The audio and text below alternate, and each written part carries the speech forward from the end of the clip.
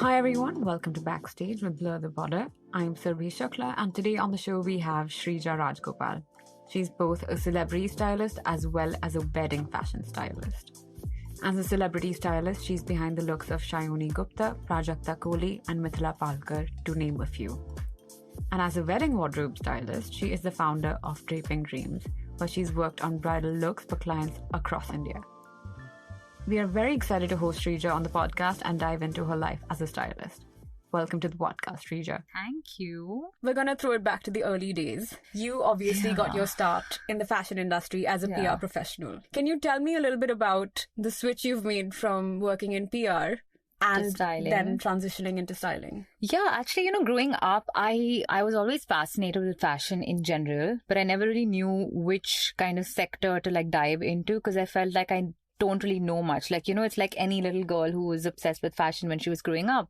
And I think when I was doing my bachelor's in mass media, PR was seemed like the more fun, creative kind of job. And the fact that there were fashion brands I could work with, that just sounded very exciting and interesting. And I did a bunch of internships and I actually enjoyed the job. But I think what really made me switch to styling was just the 9-to-5 desk job. Mm-hmm. It's something I realized that it's not meant for me beyond a point. So I did it for a year and a half, and a lot of stylists would get in touch with me because I was their point of contact for brands when they wanted to source clothes for celebrities. And I was like, wow, I didn't know that I was that person in charge. And that, I don't know, I just got really fascinated by the fact that there's that world out there that I didn't even know of. So I got saturated, made the switch. I interned with a stylist. I think I interned with a few stylists. I did a bunch of editorial internships. I assisted Natasha Gaurav for a while.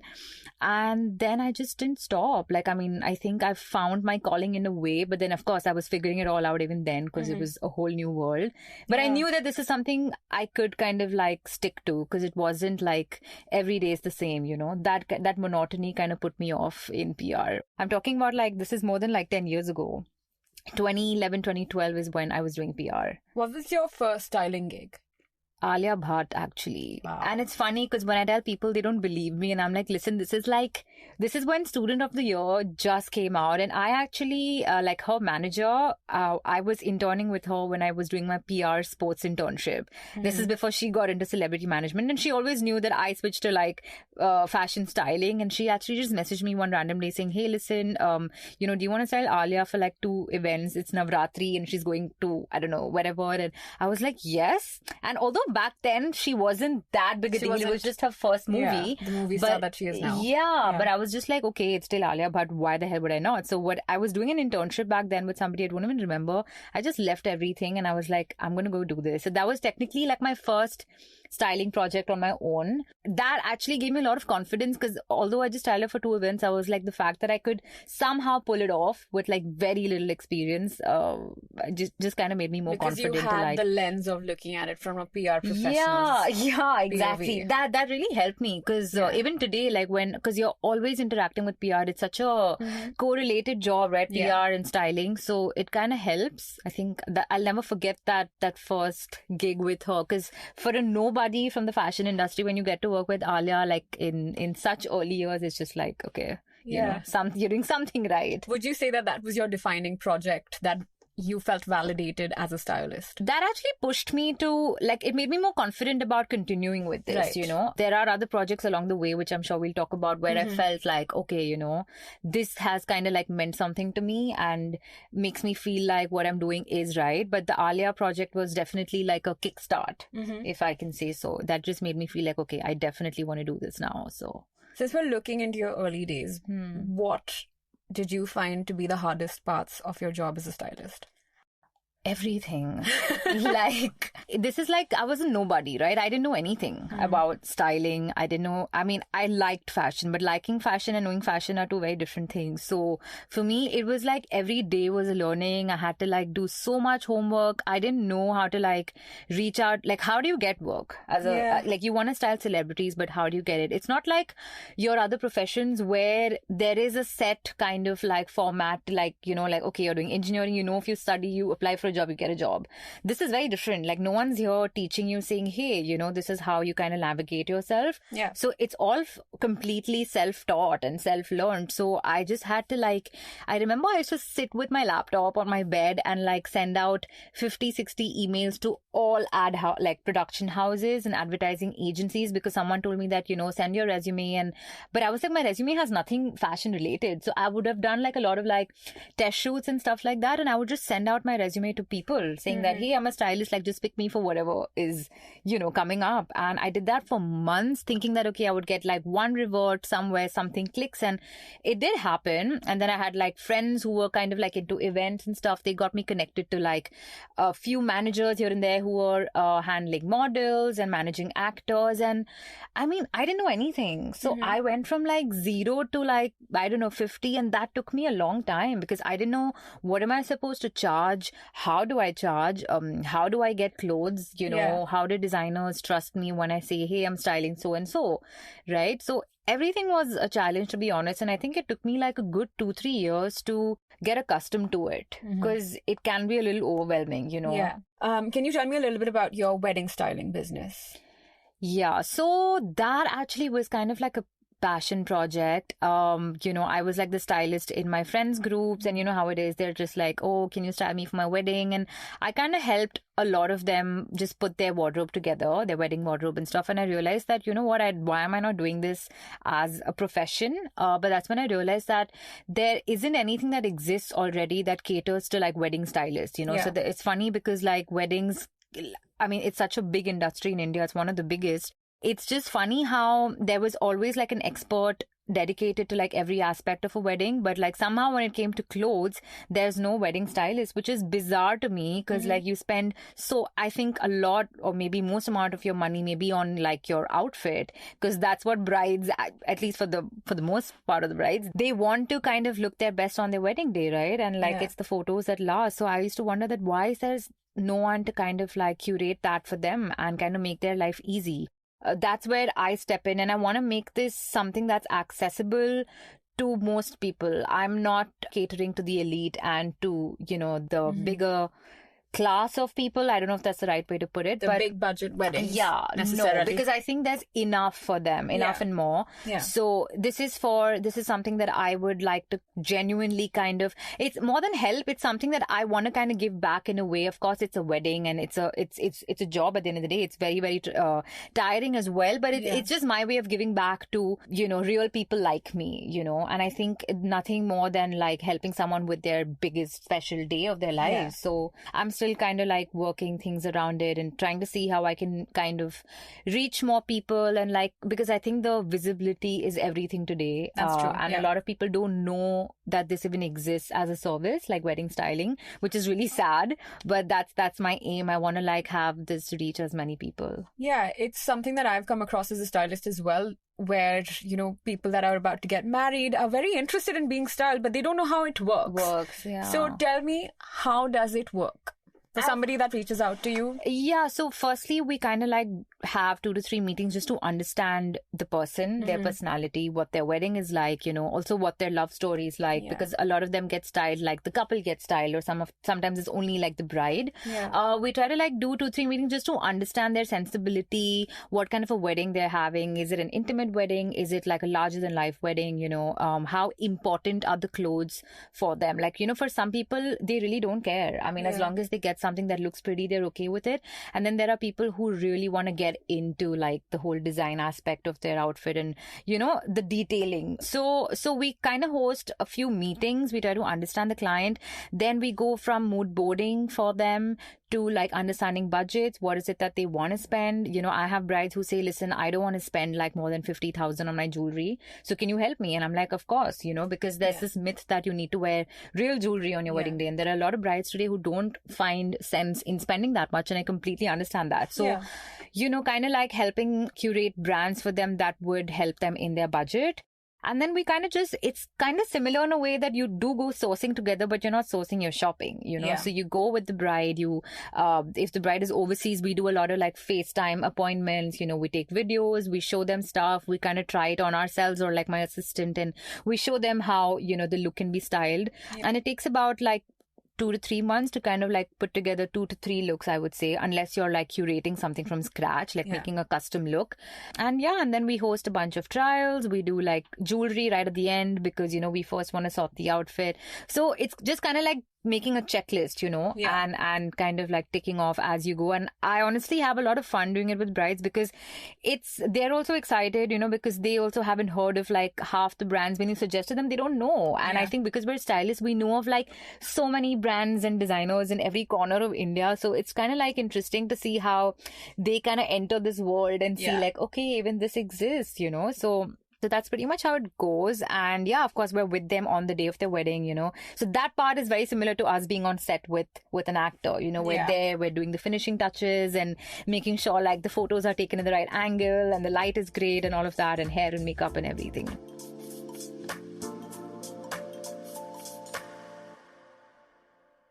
So we're going to move on into the next segment of our podcast, where it's a little bit of a deep dive into the industry that we work in. Okay. Of course, we have a deep knowledge of how things work. Yeah. But, expectations are almost always at an all-time high, especially from a stylist. Yeah. Right? Yes, I completely agree on that. Yeah. And there are certain instances where we're expected to, to work on a project pro bono. Yeah.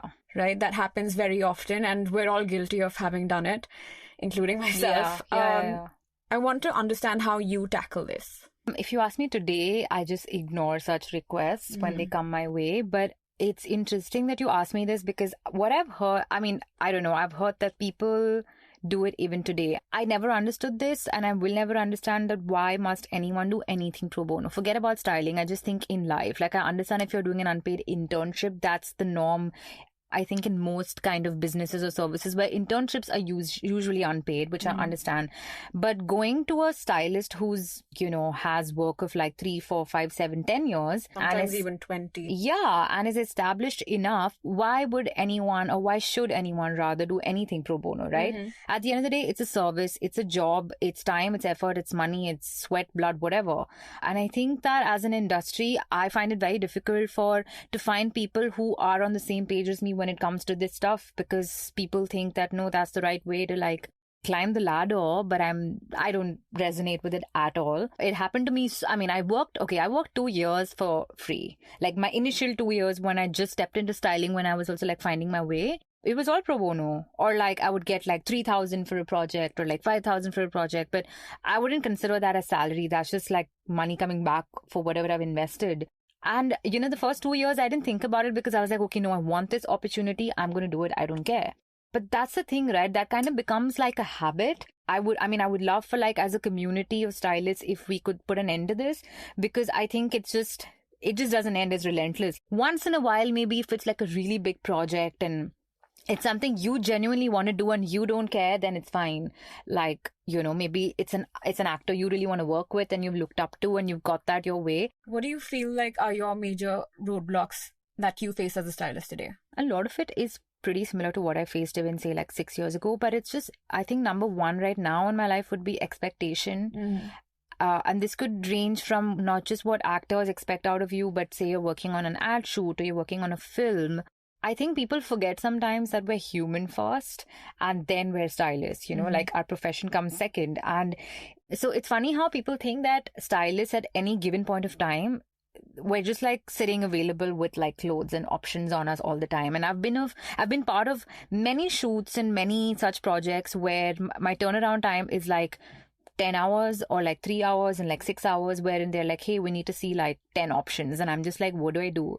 Also weekends, they expect you to work on Sundays without anything being open in the city. How am I supposed to get you anything? So number one would be expectation, because they just think that it's your job to deliver without understanding that our job depends a lot on the logistics of the job, right? Which is, we need to go to a store to get access to get you clothes. We don't produce them. It's not being made in my office. And there's a whole kind of like route of like taking permissions, getting access and blah, blah, blah. So I think people forget that there's a process to styling. For me, it's like there's a pre-part of the job. There's the actual job day and then there's a post. It's insane. So I think people just expect way too much out of us sometimes, and they need to remember that we need to be human first and think about it from that point of view, and then get into like the nitty-gritty of the job. A lot of the times people don't recognize that you're doing a lot of this and you're delivering your best. Yeah. And even beyond, without the resources that should have been provided to you in the first place. Exactly. Yeah. So that's what I mean, right? Things are forgotten. Like, it's kind of, the only thing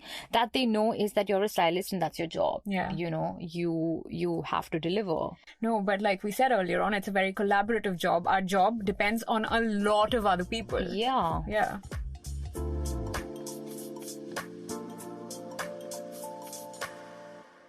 So we're going to change the tack a little bit, and I'm going to ask you to name your go-to homegrown brands in 5 categories, and you have to name the first few that come to your mind. The first one is jewelry.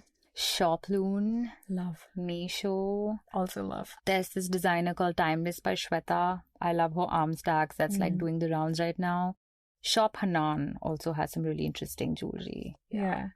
What about ethnic wear? Oh, there's lots. I have currently been loving True Browns. I think their stuff is super wearable. So good. Yeah, their fabrics are great. So I remember I wore something for like Diwali last year, and then the year after, a few months down the line, I did their campaign with Chitrangada, and then I got to actually see all of like their next summer collection, which was amazing for the weather that we live, like the city that we live in. I love True Browns. I really like Malmal. Shop Malmal is really good. I really like Ritu Kumar stuff as well. Some of her really soft, lightweight stuff. And even Nicobar has some interesting ethnic wear, which is very different. It's not something that you'd find everywhere. I really like that as well. How about resort wear? There's this brand called Namara. I hope I'm pronouncing it right. I have been loving so they do swimwear, but they also do resort. That their stuff is really cool. My friend recently started a brand called Seabiscuit. Very interesting. Listen, you have to tell them I love them. Oh, really? Yes, so good. Her stuff is cool, right? Yeah. I really like her. Yeah. So the swimwear, I really like her cover-ups, her sarong skirts, interesting prints. Veranda is really nice. Flirtatious has like interesting color. So yeah, these are like a few go-to brands. How about streetwear? So I'm not that much of a streetwear person when it comes to me, but I love 656. I love their stuff. I think it's very, very cool. I really like what Hero Shop is doing as well. This is honestly one of my favorite things to talk to stylists about, because I just discover so many new brands. Right? Yeah, and that's like our bread and butter. Completely. And I feel like I can't keep track of it for the most part, because there's so many and I'm just like, okay, wow, I didn't even know this existed. Yeah. The other thing that I wanted to talk to you about was that you recently styled the 2 muses behind the documentary, The Elephant Whisperers, for an event. What was that process like? Oh, I think if you ask me, like, what was my most special project in my career, I think it was that. For me to have met those 2 beautiful human beings. I remember when I got this opportunity, I just left everything I had that week and I was like, I'm going to focus on this. I remember I watched the movie way before I styled them, and I was like in awe of just how like naive and pure and like, they're just very happy people, just happy with their elephants, and that's what life is to them. And so when I got to know that I can dress these 2, I was over the moon, honestly. And I think it was just an incredible experience to just have met them and realize that they're not celebrities, they're not actors, they're literally there, just for a story that they told the world, and it's like now all over, won an Oscar. And I think it was one of the most special projects for me, because it was just a very sweet process of me helping her tie her sari, helping him wear his shirt. We got them like stuff from Fab India and Anavila, and they were obviously like taken aback because they didn't even know that, there's this whole world of styling. We're going to give them clothes and everything. And it was just a very pure experience. And I think that's very like close to my heart. And I would love to have more such opportunities, because I think like it's just a whole different experience when you're styling real people, who are very outside of this glam world. So that was very refreshing and really, really like sweet. Like that I think is something that I'll take with me forever. That's really nice. Yeah. It's really nice to hear. Whom would you want to style? Like you just brought up right now that, when you think that you've styled this person or that person. But like, who is on your bucket list, so to speak? In Bollywood? Anywhere. International or like Indian? India. Okay. I would love to style Anushka Sharma. I mean, not that she's not styled well. I think she's styled impeccably, but I think she has something about her that kind of stands out in a crowd. And I think she's very like easy and relaxed, and you know, she's someone who doesn't try too hard. So I just like her personality and her general sense of style. I think I'd love to style Alia Bhatt only because I started with her, and if I could ever style her again, it would just kind of be like going back. Yeah. Also because she's an insane actor. And Hollywood, I would love to style Jodie Comer. I'm obsessed with her ever since I watched Killing Eve. And I think the show itself, the styling was out of this world. So I think she has a very interesting sense of style. I would love to style her and like maybe Anne Hathaway. I mean, she's stunning.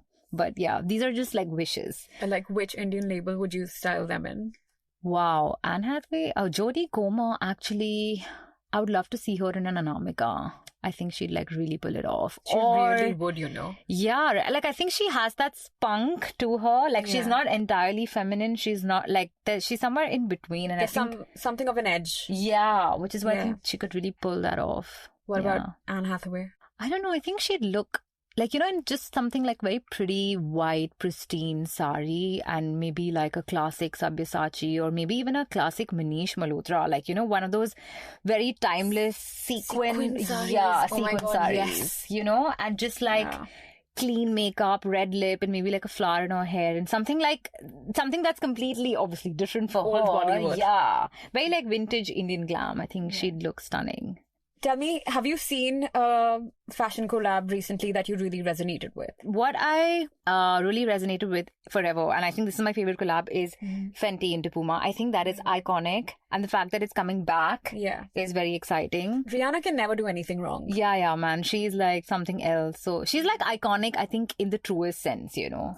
There's nothing she cannot do. Like, it's like everything she touches literally becomes gold. So I think she can collab with anything and whatever. Like, it can be beauty, it can be lifestyle, it can be fashion, and I think she'll like nail everything. She can really nail everything.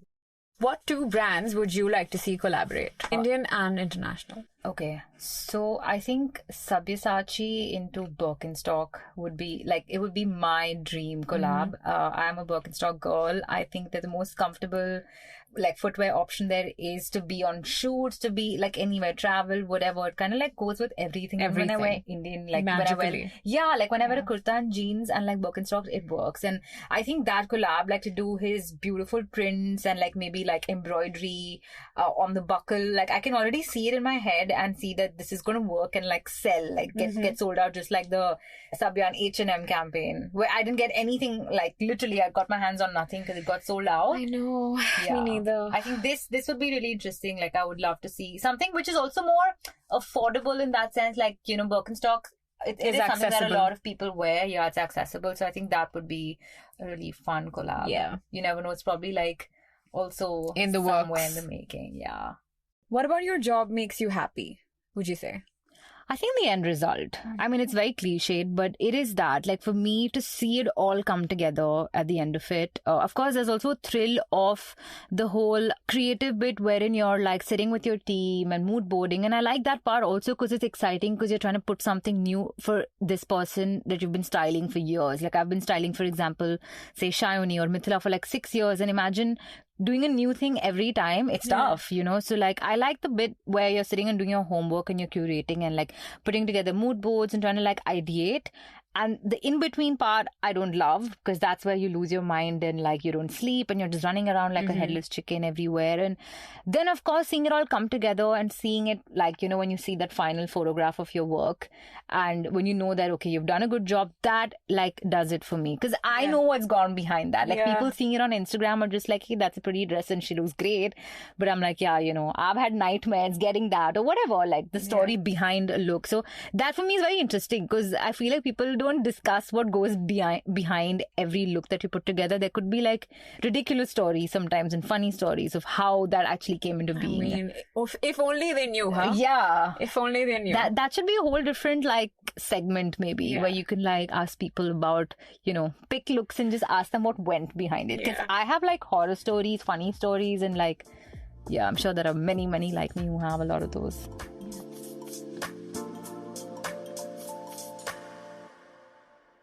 So we're moving on into the final segment of the show, and here we have a few questions for you from the Blur the Border team.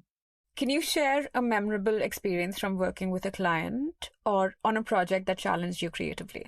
So this would be in 2016 or 17. I went to Cannes Film Festival with an Indian actor, and I think it was challenging as all hell because I had to put together 7 looks and my turnaround time was like 2 weeks. And I mean, I don't know, but I've always heard that people prep for Cannes like 6 months prior, and you're like designing your outfits and everything. And here I just had to reach Cannes with like 9 suitcases with no assistant. And I had to this was my first time I was like properly doing international sourcing for an Indian actor. And I was just kind of like learning, the nitty gritties of that and trying to figure how am I going to go with like 9 suitcases and absolutely no help. And I reach Cannes and, you get like this air hits you where you're like, okay, you're actually here, which is like the most iconic kind of red carpet in the truest sense, when it comes to fashion. And then I realized that it was so not glamorous because we were just doing like hotel to hotel, like my suitcase, we're just like running all around the place. There was no tailor and we had to like find a tailor. I had to somehow use my little French that I knew from school and try and talk to people over the phone and call like a person to come and fit her into an outfit. And it was insane. Like, I guess for people, it's not usually this challenging because you have a team with you usually, but I did not. And it was not pretty. Like, that's all I can say. It was really challenging. Yes, it pushed me to like I don't know, I think I hadn't slept for like a week. And it all turned out really well, but it was like, crazy challenging. Like, I would not want that again. I would love to go to Cannes and do this all over again in a more peaceful manner, but that was insane. Like 2 weeks of being at Cannes and like getting 7 outfits and everything has to be a look and, you need to deliver, and it was nuts. So I think that for me was very, very challenging. What do you consider to be the most important factors to consider when choosing an outfit or a look for someone? It's a few things. I think it's a mix of what the event is. I think that's actually the most important one because you need to know where you're headed and what's your dress code or, what's the right way to dress for that particular event. And the person's body type. I think that's also very important to me before I pick an outfit, know. And then I think just in general, understanding it's a mix of like their personality and what could work on them. So I feel like if you're going for a red carpet, you have a certain kind of, mood board that you'd have versus going for a film screening. So for me, like keeping the event in mind is very, very important because that's where you can completely, like you can't go completely underdressed to a red carpet or overdressed to a film screening. So that mixed with like, if it's somebody new for me, it's way more challenging because now with the girls I work with, I know them in and out. But if it's somebody new, these are like the few pointers, keeping in mind their body type. I also like to do my homework and see what's worked on them in the past and what hasn't. So like if you want to do something new, you kind of find that balance in between, which is something new that they've done, also kind of challenging, but also not like the same old.